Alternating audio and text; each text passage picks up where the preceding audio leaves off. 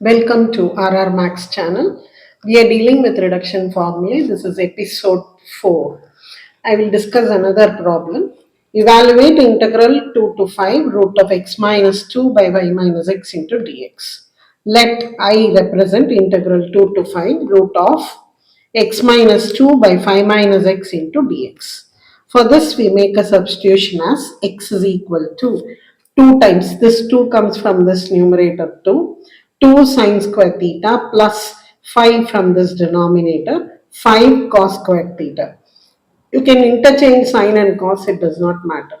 Now we'll differentiate this. Dx is equal to, I'm differentiating this, so 2 is there. Sine square theta will become 2 sine theta into differential of sine theta is cos theta plus 5 is there. For cos square you have written 2 cos theta into differential of cos theta is minus sine theta whole thing into d theta. We will simplify this. This is 4 sine theta cos theta and this is minus 10 sine theta cos theta whole thing into d theta, which reduces to minus 6 sine theta cos theta d theta.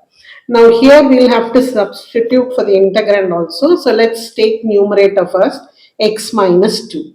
So x minus 2 is x is equal to, we have substituted 2 sine square theta plus 5 cos square theta minus 2. So we'll club this 2 sine square and this minus 2 and take out minus 2 outside to give you minus 2 into 1 minus sine square theta plus 5 cos square theta. 1 minus sine square theta is cos square theta. So this reduces to minus 2 cos square theta plus 5 cos square theta, giving you 3 cos square theta in the numerator.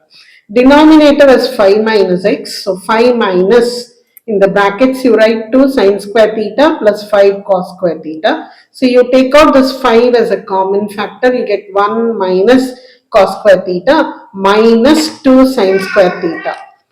So 1 minus cos square theta is sine square theta. So that reduces to 5 sine square theta minus 2 sine square theta, leading to 3 sine square theta.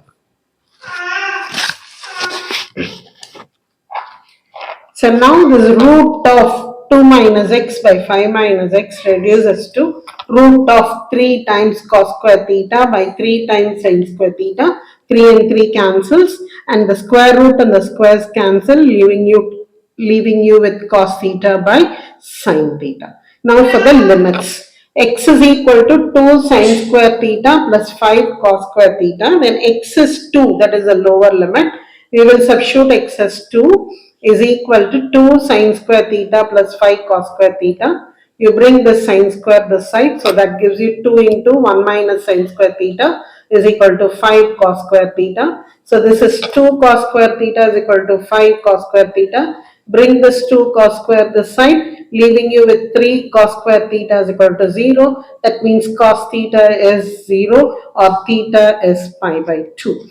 Now when x is 5, you substitute x as 5. 5 is equal to 2 sine square theta plus 5 cos square theta. Bring the cos square this side. So 5 into 1 minus cos square theta is equal to 2 sine square theta. So this is 5 sine square theta is equal to 2 sine square theta.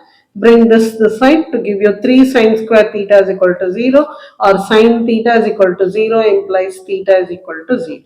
So my integral I now reduces to, which was 2 by 2 to 5 will now become pi by 2 to 0. Root of x minus 2 by 5 minus x will be cos theta by sin theta. Dx will be minus 6 sin theta cos theta into d theta. This sin theta and this sin theta cancels. The numerator is minus 6 cos square theta. For this minus sign, we'll interchange the limits here, leaving you with integral 0 to pi by 2 into 6 cos square theta d theta. So 6 remains as it is. Now cos square theta, we'll apply the reduction formulae. N is 2 here, so n minus 1 by n, so giving you half first.